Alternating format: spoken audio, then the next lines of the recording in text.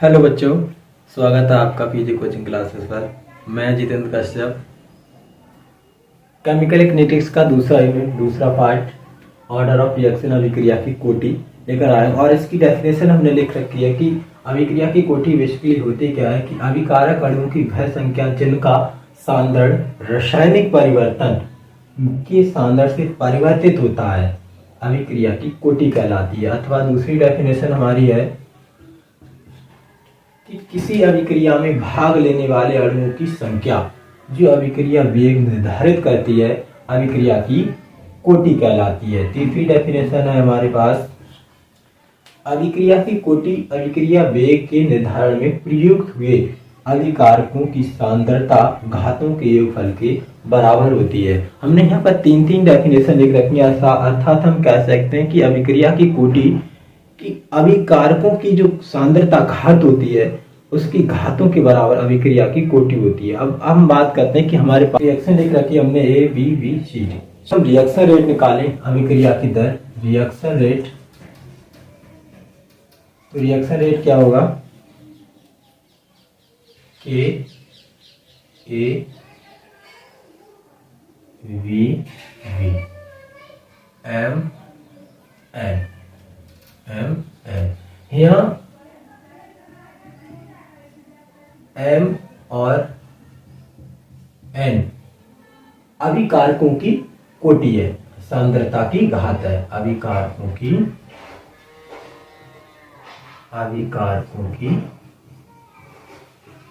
सांद्रता घात है और इन्हीं सांद्रता घातों को हम कोटि कहते हैं, अभिक्रिया की कोटि कहते हैं। अर्थात हम लिख सकते हैं कि अभिकारक ए की कोटि m, अभिकारक ए की कोटि m तथा अभिकारक v की कोटि n है। तो समस्त अभिक्रिया या समस्त अभिकारकों या अभिक्रिया की समग्र कोटि क्या होगी? तो अभिक्रिया की समग्र कोटि देखते हैं हम। अभिक्रिया की समग्र कोटि, तो समग्र कोटि हो जाएगी m प्लस n, अर्थात दोनों अभिकारकों की घातों का योग अभिक्रिया की समग्र कोटि कहलाता है। अब हम इसके बाद पढ़ेंगे कि आखिर जो अभिक्रिया की कोटि है वह किस तरह की हो सकती है। अभिक्रिया की कोटि शून्य से लेकर पूर्णांक और भिन्नात्मक भी हो सकती है। अर्थात अभिक्रिया की कोटि शून्य, पूर्णांक तथा भिन्नात्मक होती है। लेकिन रिएक्शन में हम ध्यान देंगे कि जिस भी रिएक्शन में कैटेलाइट यूज किया जाए, किसी भी रिएक्शन को पूर्ण करने के लिए कैटेलाइट यूज किया जाए, वहां पर हमेशा शून्य कोटि की अभिक्रिया होती है। हम इस टॉपिक के बाद पढ़ेंगे जस्ट अभिक्रिया की कोटि में शून्य कोटि की अभिक्रिया कहते किसे हैं।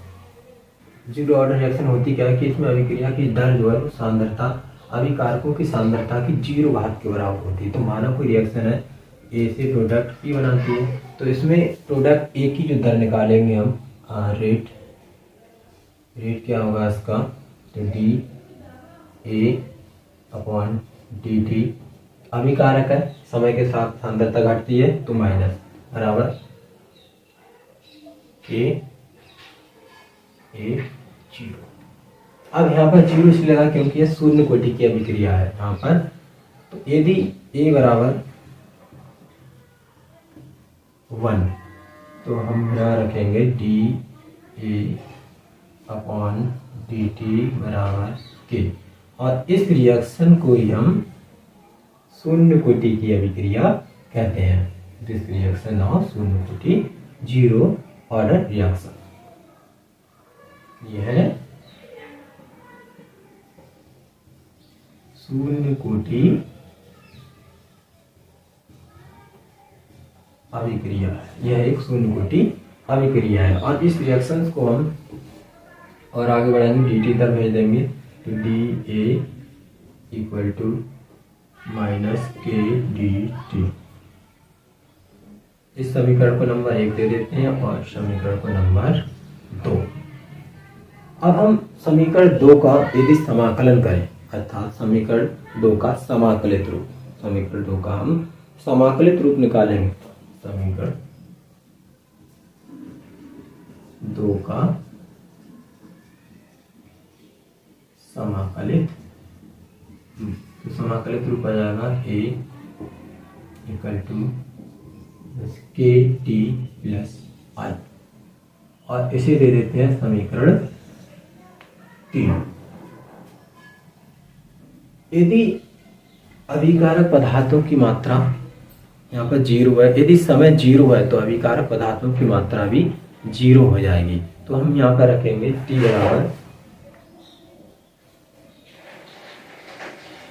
बराबर 0, तो अभिकारकों की मात्रा भी क्या हो जाएगी, 0। यदि t बराबर 0 हो जाएगा तो हमारे पास क्या बचेगा, a बराबर k into 0 plus I, a बराबर i। और इस समीकरण को मान लेते हैं समीकरण नंबर 4। समीकरण 3 और समीकरण 4 से, समीकरण 3 व 4 से, समीकरण 3 व 4 से हम निकालेंगे a इक्वल टू माइनस के टी प्लस आई की वैल्यू a। प्रारंभिक सांद्रता ये लिख देते हैं, प्रारंभिक सांद्रता ए नॉट हो तो माइनस के टी प्लस ए नॉट, यहाँ पर के की वैल्यू निकालेंगे हम, तो ये बन जाएगा, इधर जाएगा तो ये माइनस का हो जाएगा और टी इसके अपॉन में हो जाएगा।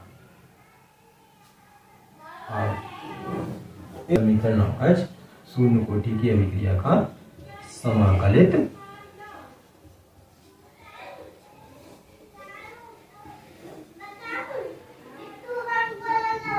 यह 0 कोटि अभिक्रिया का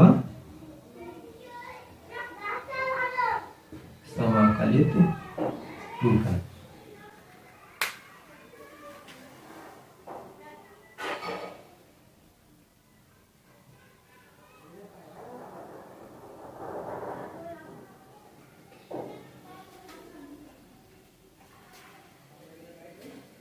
यदि 0 कोटि की अभिक्रिया के बारे में कुछ और डिस्कस करें तो यह एक नियत वेग से होती है। जब तक कि अभिकारक पदार्थ की मात्रा शेष रहती है तब तक ये उसी निरंतर नियत वेग से चलती रहती है, और अभिकारक पदार्थों की मात्रा समाप्त होने के बाद में इसके वेग में परिवर्तन होता है। अब 0 कोटि की अभिक्रिया इससे क्लियर हो चुका होगा आपका। अगर अच्छा लगा हो, समझ में आया हो तो चैनल को सब्सक्राइब करें और अपने दोस्तों को भी शेयर करें। और हम प्रथम कोटि की अभिक्रिया पढ़ेंगे अगले पार्ट में। तब तक के लिए बने रहिए हमारे साथ। धन्यवाद।